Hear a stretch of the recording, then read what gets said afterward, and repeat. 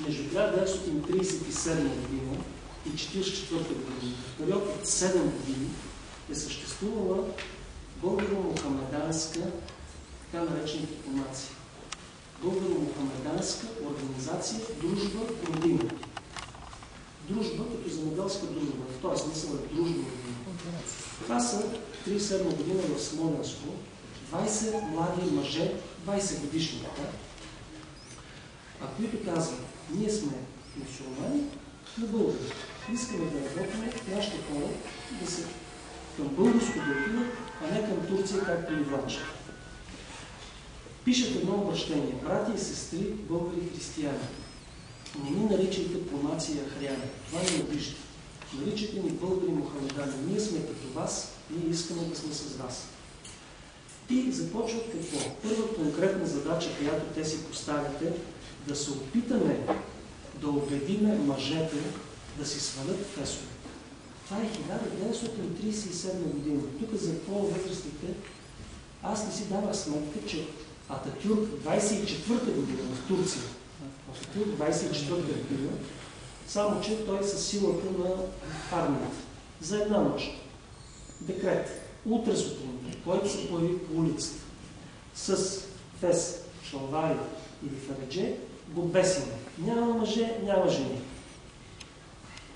На другата сутрин 30 души бабаите винаги с фесове. Той ги фанал и избесил ги по площадите и въпросът е приключен. Турция става светска държава. В България 1937 година се оказва, че стотици хиляди мъже и стотици хиляди жени са с фереджета.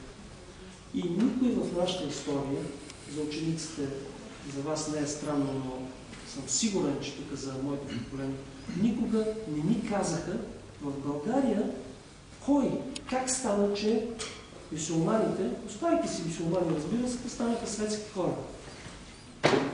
Не ви ли идвало на ума? Ние не знаем, аз не знаех преди 2 години. Как стана? Тези момчета, тези 20 души, 20 годишни младежи почват този гигантски процес в Смолянско. И битката е размита. Значи в Смолянско тогава 98% са неграмотни българите мохамедани. Аз ги наричам българи мохамедани. Значи това формация, те тогава още се казват, това е обидно, това ни отделя българите. Бащите, дядовците, семействата, знаете, родовите традиции са много силни и в Родопите, особено в планината. Първите млади мъже 37-8 година почват да свалят фесовете, слагат друг вид шапки, почват да се чувстват като модерни светски хора. 38 година към тях се присъединява един млад имам, Мехмед Дервишев, 20 годишен имам, който иска да се присъедини към Дружба Родина. Казва, да, съм имам, мюсюлмански духовник, но съм българин. И какво прави? За да може да се присъедини към Дружба Родина, Дружба Родина се бори за сваляне на фесове. Казва, сваляме феса, слагаме друга шапка, жените трябва да сме с шапка и влиза да води молитвата. Те се да го избият с камъни, едва е удържал положението, но в крайна сметка успява да се наложи. Казва, Корана никъде не дефинира имама с каква шапка да бъде. Но казва, трябва да слушате имама, и аз ви казвам, че вие сте българи. И ние вървиме с българите. Успява и започва лека по лека да привлича и други имами и ходжи, които по същия начин се чувстват. 1939 година почват да спаднат гъстите решетки от прозорците на къщите. И гъсти решетки, знаете ли, са на мюсюлманката да не се види образа от улицата. И това е задалечен принцип. Да влезе светлината в нашите домове, заедно с нашите брати и сестри християни, да направят към новия живот. Почват да пишат сценки, живота на българите мохамедани. Това население тогава не е било интерес за никой. Никой писател, автор не е описал техния живот. И те сами започват да описват себе си и да го играят на сценки. Първата жена е допусната да бъде сред публиката, само от мъже. На следващата година, към 1939 година, им трябва женска роля. Първо се мъчили те да се преобличат на жени, в един момент тази наша приятелка на сцената артистка. Техните съпруги, те млади мъже, на към 40 години са преизпоженили, почват да ги водят на представленията, след това и други повече жени, и вече мъжкото съсловие установява, че жената има място сред тях. 40-та година вече почва наистина битката за фариджета. Значи фесовете горе-долу при по-младите вече. Това как се свалят фариджета на мюсюлманите, ние с вас не можем даже да се представим. Даже тук между вас, ако има българо-мухамедани или от турци, това е процес много тежък. В Афганистан Наджибула само спомена, че бурките могат да бъдат свалени от жените, да се освободи жената и го разкъсаха на 4 кони.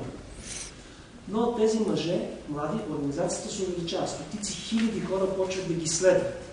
Дружби, родини, татки, мадара, родилени, Златоград и така нататък.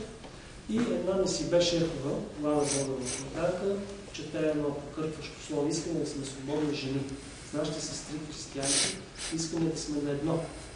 Сваля фариджета и почва този гигантски процес много активно. И 1941 година този Мехмед Дервишев, онзи млад имам, казва, въпросът за имената. Къде Корана дефинира ние с какви имена трябва да ходим? Там се казва, когато се роди едно дете, изберете му хубаво име. Това казва Корана. Както между другото и Библията никъде не визира въпроса с имената. Християнин какво име трябва да носи. Както иска да се кръщава. Казва той, ето турците си избират техните си турски имена. А Ататюрк, между другото, е забранил на турците да избират арабски имена. Казва само турски. Той си е турски националист. Арабите, казва, си избират техните си хубави арабски имена, албанците, мюсюлмани, си избират техните албански имена. Защо ние, българи мюсюлмани, да не си избираме нашите си български имена? Искат закон от държавата, 42 година закон е факт. Това е само 3 лева. Казва, който иска доброволно да си смени името, да му бъдат издадени документи. Административно този процес му се легализира. И между 42 и 9 септември 1944 година 80 000 души българи мухамедани сменят имената си с български, оставайки си мюсюлмани по вяра. И след 1944 година ги репресират. Обявяват ги за монархични. Затова ние не знаем за тази история. По тази причина. Защо фашисти? Обявили ги за фашисти. 1944 година, за съжаление, Отечествения фронт и ПКП. Защото в джамията, 1938 година, Мехмед Дервишев и другите имами превеждат на български език молитвите. Триязичната долна помня. Казват, не, защо да не може свещеното слово се обърнаме към Аллах на нашия си хубав език? Превеждат го. Последното изречение било да живее 1000 години нашия господар Падишаха, 37 годината, и да са славни войските на арабски език, на български език, вече да живее Борис III, цар на българите. Това е формалното основание, поради които ги хващат и ги размазват. Лагери, бой, трета. Между другото, тия млади мъже, 38 година се избират химн за организацията. Познайте от първи път 38 година, кой е химн на Дружба Родина. Мила Родино, ти си земен рай. Е първо химн на Дружба Родина. И 64-та година, нашата държава, какъв хубав химн. Тия момчета фашисти, ама ние ще си го вземем на демократична България химн и фактически ние нямаме реално право в момента на този химнската държава, докато не реабилитираме тези хора и тази организация. Това са били истински патриоти. И ще ви кажа малко по-подробно. Този Мехмед Дервишев 1942 година става Светослав духовник. Взима име Светослав духовник. Ще се издига до мюфтия на Смолян. Мюфтията е Светослав духовник. И води процеса като такъв. Казва ми, прочи името да се изповядва моята си религия. Основателят на организацията, 22 годишният Ариф Бейски. Бил е от най-богатите. Прадядо му имал стотици хиляди бекли. Този Ариф Бейски, 22 годишният, женен 37 година, му се ражда дъщеричка. Кръщава я Венета. Венета на Милан и Венето. Не на Пятна. Венета каменно регулярно. 42 година с закона той става Камен Боляров. Тя трябва да бъде иначе Венета, а Ривбейска. Но той си явно бил намислен. Става Камен Боляров. Той човек влиза в ВКП в нелегалност, казано до закона възрастните. 42 година, не лятото на 44 година. Помага на този партизански отряд, който след това слиза 9 септември. Кирил Василев е закапачен на партизански отряд. Днеска академик Кирил Василев. Този човек казва, тези самонаркофашисти да бъдат унищожени. Той носи персонална вина за крушението и за нещастието на тези хора. 45-та е началник държавна сигурност Камен Боляров, защото той е проверен, партиен член от 42 година. 49-та е комендант на Пловдив. 50-та година е арестуван. Процеса на Трайчо Костов.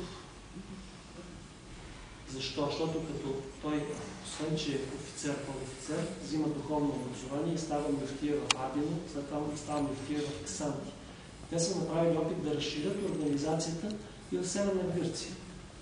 В това основание обвинен там шпионаж в полза на чужда държава, ликвидиран, не се знае къде е гробен. А това е Васил Левски и българите мухамедани, ако се замисли. Ето ли. Васил Левски и българите мухамедани. Бил с ясно сини очи, с гарна очарна коса. Ето ли този човек. Реабилитиране 1986 година, жена му Цена. Той казва, жена, ти си Цена, аз съм Камен по Иван Вазов. Вашата дъщеря е Ганета Ботев. Ганета Цена и втората му дъщеря Малинка, искане до Тодор Живков за преглед по реда на надзора за обстоятелствата по делото. Напълно невина. Чист като кристална сапора. Нищо не се доказва от обвиненията срещу него. Реабилитиран. Светослав Духовен, Патриарх Евтимий, Паисий Хилендарски и Любен Каравелов взети заедно на българите мухамедани. Това са героите на българите мухамедани. Този човек е Васил Левски за 20 век за всички нас. Защото това, което той е свършил в 20 век, е закъснялото възраждане всъщност на българите мухамедани, връщането към родени и хора. Нашето голямо желание е живота на тези хора да го изучим. Делото на тази организация е уникално в света даже. Да ги реабилитираме. В пантеона на нашите будители и на революционери да ги сложим. Камен Боляров, Левски, Ботев, Караджата, Светослав Духовников и прочие. Той има само една черно-бяла снимчица. Скромен, той не е успял даже да си изживее живота. Издадох му този сборник с документи. Дружба, родина, спомени за бъдещето. Нашите спомени народници на Светослав Духовников и на другите, той не е останал спомен, просто не е могъл, не е оцелял.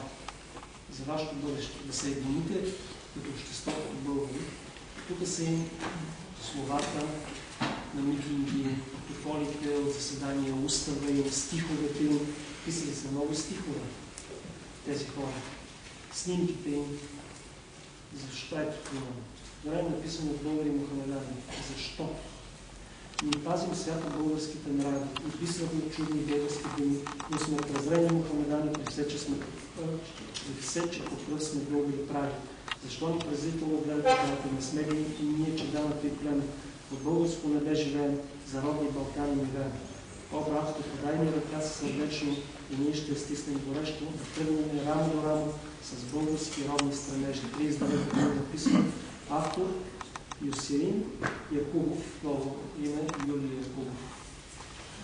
Ето вие да си бе шефова на снимки първата жена. Славила Караджета, всички жени в тази държава днеска, християнки му померят, трябва с наша помощ може да участваме да вдигаме на тази жена и памет. Тя е била много силна жена на мухамеданите. Тя се умира като мухамеданите, Светослав Духовен се умира като мухамеданите, нищо му пече едното и друго. Много ни се иска на всяка училищна библиотека на Солото и на читалищни библиотеки да имаме по един том сега с кмета Амирът и с душа Куцарова и с италианци и други хора. Една книга ще влезе на всяка библиотека, който има интерес да прочете.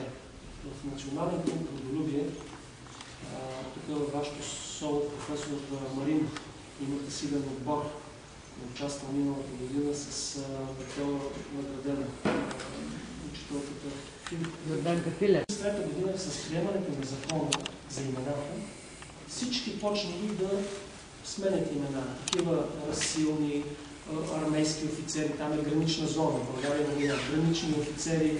Всеки ходи, Бай Хасан си ходи човека на 80 години още с фес, очевидно с фес ще отиде човека.